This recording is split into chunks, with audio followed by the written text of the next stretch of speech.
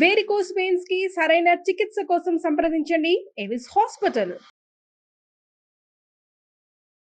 నమస్తే రమ్మగారు. నమస్తే జయ. రమ్మగారు, మనకి ఈ నెలలోనే శివరాత్రి ఉంది.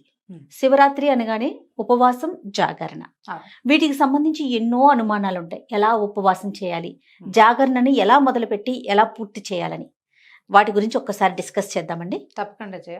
పర్వదినం ఇది మా అద్భుతమైన రోజు కదా. అవును, పండగలు మానేయచ్చు, పర్వదినాలు మానేయకూడదు. అవునండి, పర్వదినం మానకూడదు. మనకి ప్రతి నెల శివరాత్రి వస్తుంది. అవును, త్రయోదశి చతుర్దశి కలయిక, త్రయోదశి వెళ్తూ ఉండాలి, చతుర్దశి వస్తూ ఉండాలి. ఇలా ఉన్నప్పుడు దీన్ని మాసశివరాత్రి అని చెప్తారు.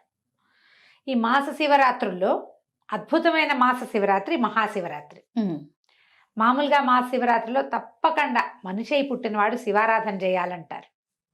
చేయం మనం అసలు. మహాశివరాత్రులు జ్ఞాపకమే ఉండవు. అవును, చూసుకోరు. రోజువారీ క్యాలెండర్ పెద్దగా పట్టించుకోము, ఎవరికి ఉండదు, పెద్దగా పట్టించుకోము. కానీ మహాశివరాత్రి ఇది పర్వదినము.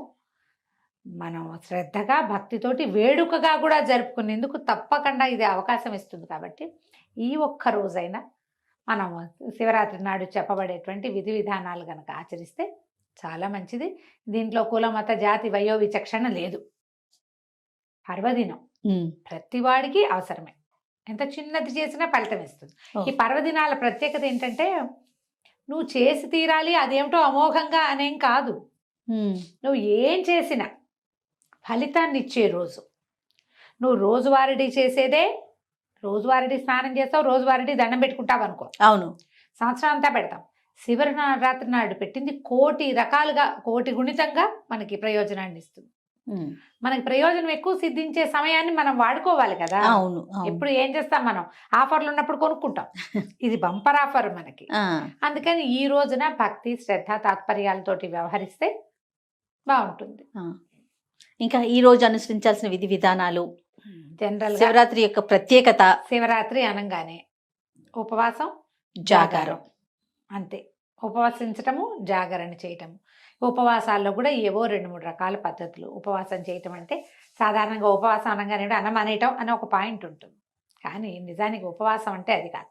ఉపసమీప వసన, ఉపసమీపే అంటారు. అసలు సమీపం, పక్కనే ఉండటం, భగవంతుడితో పాటు ఉండటం, భగవంతుడిని నీతో ఉంచుకోవటం. నువ్వు ఆయనతో ఉండాలంటే కైలాసానికి ఎటా వెళ్తామండి అని వెంటనే ఒక వెటకారాలు వస్తాయి.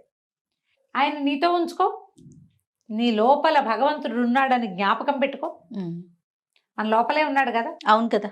ఆ అంతర్జ్యోతిని మనం గుర్తించి, గ్రహించి, గమనింపుతోటి ఆయన్ని ప్రైజ్ చేస్తూ, ఆయనకి నచ్చే విధంగా ప్రవర్తిస్తూ ఉంటే బాగుంటుంది. అదే ఉపవాసం అంటే. ఆహారం మానేయటం అనేది చాలా చిన్న విషయం. సమీప వసనం చాలా పెద్దది. అవును, మనం దానికి ప్రయారిటీ ఇవ్వకుండా దీనికి ఎక్కువ ప్రయారిటీ ఇస్తున్నామేమో. అంతే, మానేయటం అనుకుంటాం. అమ్మో ఉపాసాలు నేను ఉండలేనండి. ఏమిటి, దేవుని తలుచుకోలేవు? నువ్వు తలుచుకోగలవు కదా, అంతేగా. ఆ మాత్రం చేయొచ్చుగా. మనం ఓం నమ శివ అనుకోవడం, శివ శివ అనుకోవటం. ఏదైనా పొరపాటు పడితే అయ్యో రామరామ అన్నట్టుగా శివ శివ అను. తలుచుకో, ఏదైనా చదువుకో, ఏదైనా విను, ఏదైనా పాడుకో శ్రద్ధగా, చాలు. అదే ఉపవాసం. నీకు శక్తి లేదనుకో, ఆహారం తగ్గించుకోవటము, అన్నం మానేయటం నీ వల్ల కాదు. కనీసం ఇట్లా భగవద్ధ్యానం చేసుకోండి. ఆహారం తినకుండా ఉండగలిగే వాళ్ళు రోజంతా ఉపవాసం చేస్తే మంచిది. ఒకటి ఆహారం తినాలి, ఎంతో కొంత టాబ్లెట్లు వేసుకోవాలి, మాత్రలు వేసుకోవాలి, ఏవో ఉన్నాయి రకరకాలు. కొంచెం అల్పాహారం తీసుకోవటం. అసలు మామూలుగా అయితే టిఫిన్లు అవి చెప్పరు. ఎక్కువగా చెప్పేది ఏంటంటే పళ్ళు, కందమూలాలు చెప్తారు. కందమూలాలు ఏం తింటాం మనం ఇప్పుడు? చిలకడ దుంప. మొన్న ఎవరు చెప్పారు బంగాళదుంప కూడా తినచ్చండి అని. తినచ్చు. పళ్ళు, కందమూలాలు తీసుకోవచ్చు, పాలు తాగొచ్చు. మజ్జిగ సాధారణంగా చెప్పరు. ఇవి తీసుకోండి. ఏదో మాత్రలు వేసుకోవాల్సిన వాళ్ళు అందరికీ ఇవాళ రేపు థైరో నార్మల్ వేసుకుంటారు, బీపీ టాబ్లెట్ వేసుకోవాలి, షుగర్ టాబ్లెట్ వేసుకోవాలి. డయాబెటీస్కి తప్పదు కదా మెయింటెనెన్స్కి. అలాంటప్పుడు ఏదైనా ఇలాంటిది ఒకటి తీసుకుని అది తీసుకోవటం. కొంచెం ఆహారం లేకుండా ఉండగలం కానీ ఏమిటో వీక్గా ఉంటుందండి అంటారు.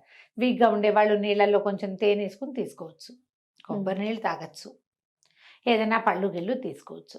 ఇవి తీసుకుంటూ రోజుని మనం చక్కగా ముందుకు తీసుకెళ్తాం. అక్కడి నుంచి జాగరణ. ఈ ఉపవాస నియమం కూడా అన్నం మానేటమంటే దీనికి ఎట్లా అంటే ముందు రోజు రాత్రి కూడా తినకూడదు జయ. ఏకాదశి కూడా అంతే కదా. ముందు రోజు రాత్రి కూడా అన్నం తినకూడదు. ఏదో తద్భిన్నం ఏదో తింటారు, అల్పాహారం అది తీసుకోవటం. మా శివరాత్రి నాడు 2 పూటలు లేదు. మరుసటి రోజు ఉదయం భోజనం చేయొచ్చు. స్నానం చేసి పూజా విధానం చేసుకుని ఏదైనా దేవాలయానికి వెళ్ళదలుచుకుంటే వెళ్ళొచ్చి ఆహార స్వీకారం చేయొచ్చు. జాగరణకి ఇంకో నియమం ఉంది. జాగరణ, శివరాత్రి జాగారం అంటే ఇది వరకు చిన్నప్పుడు ఓ టికెట్ మీద 2 సినిమాలు అవి ఉంటుండే. అవును.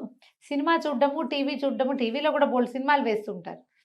ఏమిటో అది కాదేమో అని అనిపిస్తుంది జయ. కానీ ఇంకోలా చేయండి అని ఏం చెప్తాము? శివనామస్మరణ చేయండి, హరికథలు వినండి, ఎక్కడ ఏదైనా చదువుకోండి అంటే నిద్ర వస్తుంది. అవును, నిద్ర వస్తుంది. సినిమా ఉంటే ఏదో కొంచెం ఇంట్రెస్టింగ్, అది కూడా ఏదైనా భక్తి సినిమా ఉంటే కొంచెం కొంత సూక్ష్మంలో మోక్షం. అంతే అంతే. అవకాశం ఉంటే ఏదో సినిమా చూసి జాగారం చేయటం. అక్కడి నుంచి మర్నాడు సాయంకాలం దాకా నిద్రపోకూడదు. ఏకాదశి ద్వాదశి నియమాల్లో నేను చెప్తాను కాదు, ఎలాగా మనం ఏకాదశి నాడు జాగారం చేస్తే, జాగారమే కాదు ఉపవాసం చేసినా ద్వాదశి నాడు పగలు పడుకోకూడదు. అవును, చుక్కలు చూడాలి. అవును. ఈ శివరాత్రి కూడా అంతే. శివరాత్రి కూడా ఇది నియమం. చేయగలిగితే చేయటం, ఎంత చేయగలిగితే అంత. పగలు నిద్రించకుండా సాయంకాలం చుక్కలు చూసినాక, అంటే చుక్కలు చూడలేం మనం, అమావాస్యకు ఒక రోజు ముందు ఆ చుక్కలే కనపడవు. సూర్యాస్తమయం అయితే చాలు. ఏదైనా కొంచెం తిని పడుకోవచ్చు ఉండగలిగిన వాళ్ళు. ఉండలేని వాళ్ళు రాత్రంతా జాగారం ఉన్నామని మర్నాడు పొద్దున నిద్రపోకూడదు. నిద్రపోతే ఫలితం లభించదు అసలు. మనం ఆ జాగారం చేయలేము, ఏదో కొంతమంది చేస్తే లింగోద్భవ కాలం వరకు చేస్తే కనీసం అర్ధరాత్రి 12:30-1 గంటకి దాకా మనం శివారాధన చేసుకుని ఎక్కడైనా దేవాలయంలో డబ్బులు కట్టాము, అక్కడేమో ఇది చేస్తారు, ఏకాదశి రుద్రాభిషేకం చేస్తారు, భస్మాభిషేకాలు చేస్తారు, అక్కడికి వెళ్ళే దర్శనం సేవ చేసుకున్నాం, ఇంటికి వచ్చి శివ నా వల్ల ఇంతే అవుతుందని దండం పెట్టుకుని నిద్రపోవచ్చు. అదే రోజు 12:30 తర్వాత. మీకు ఓపిక లేదు, ఉండలేరు, మర్నాడు ఆఫీసులు ఉన్నాయి, అవకాశం లేదు, శక్తి చాలదు, నేను మెలకుగా ఉంటే మర్నాడు బీపీ పెరిగిపోతుంది జయ నాకు. అవునండి, బీపీ పెరుగుతుంది, బీపీలో తేడా వచ్చేస్తుంది, తల తిరగటం మొదలు పెడుతుంది. సో అంతవరకు ఉండలేరు మీరు. ఉండలేను. ఉండలేని వాళ్ళు ఇది మార్గం. ఉండగలిగే వాళ్ళు మీ అవకాశాలను బట్టి ఉండటం. ఇట్లా శివరాత్రి విధి విధానాలు ఇవి. ఆ రోజు పడుకోవచ్చారు అమ్మగారు? ఏ రోజు? శివరాత్రి రోజు. ఆ రోజు కూడా అసలు పడుకోకూడదు కదా? శివరాత్రి నాడు పడుకోంగా, అదే పగలు పడుకోకూడదు. పగలు లేదు, ఏ పర్వదినాల్లోనూ పగళ్ళు నిద్ర మంచిది కాదు. ఎట్లా చేయగలిగితే ఎట్లా. దీంతో పాటుగా ఈ రోజున పోట్లాటలు, యుద్ధాలు, గొడవలు, తగాదాల్లోకి దిగద్దు. ఇతరులని దూషించకండి. ఏదైనా ఒక ప్రోగ్రామ్ వస్తే అర్జెంట్ది నెక్స్ట్ డేకి వాయిదా వేయండి దాన్ని. పర్వదినాన ప్రతి వాడు, ప్రతి ప్రాణి శివమయమేనని గ్రహించండి. అందరూ మనలాగా పుట్టిన వాళ్ళే, ఏవో వేషాలు మార్పు. ప్రతి వాళ్ళలోనూ నాలో ఉన్నట్టే శివుడు ఉన్నాడు అని శివుణ్ణి గుర్తించే ప్రయత్నమే చేయాలి. అది చేస్తే చాలు. మళ్ళీ ఇది పర్వదినం కదా, ఉపవాసం చేయకపోతే, జాగారం చేయకపోతే కొంప మునిగిపోతుందని భయపడద్దు, బాధపడద్దు. వృద్ధులు, పెద్దవాళ్ళు, అంటే కొంచెం కాస్త ఏజ్డ్ వాళ్ళు, చిన్నపిల్లలు, గర్భవతులు, బాలింతలు, ఇలాంటి వాళ్ళు, ఏదైనా యాక్సిడెంట్లు అయ్యి కొంచెం మంచాన్ని ఉన్నవాళ్ళు, సమస్యల్లో ఉన్నవాళ్ళు, ఆరోగ్య సమస్యలు ఉన్నవాళ్ళు శివ అనుకోవటమే ఉపవాసము. ఇవాళ పరమశివుని యొక్క అద్భుతమైన దినం అని జ్ఞాపకం పెట్టుకుని ఈ పర్వదినాన్ని నామ సంకీర్తనతోటి పూర్తి చేసుకోండి. ఉపవాస జాగారాలు మీరు చేయకపోయినా పర్వాలేదు. ఎవరైనా కడుపుతో ఉన్న వాళ్ళు మీరు చేచా అని ప్రశ్నలు తెగేస్తారు, అలాంటివి చెయ్యొద్దు. ఆహార స్వీకారం లేకపోతే ప్రెగ్నెన్సీలో చాలా ఇబ్బందులు అవుతాయి. బాలింతలు కూడా పాలు ఉండవు పిల్లలకి. అందుకని అటువంటివి చేయబోకండి. శివుణ్ణి తలుచుకోండి. వీలైతే ఒక దేవాలయ దర్శనం చేసి రండి, అవకాశం ఉంటే. మళ్ళీ ప్రెగ్నెన్సీలో 7వ నెల వచ్చాక ఇంకా దేవాలయ దర్శనం కూడా లేదు, ఇంట్లో కూర్చునే దేవుణ్ణి తలుచుకోండి. అంతే. ఇట్లా మనం శివరాత్రిని ముందుకు తీసుకెళ్ళాలి. రైట్ అమ్మగారు. నమస్తే అండి. నమస్తే.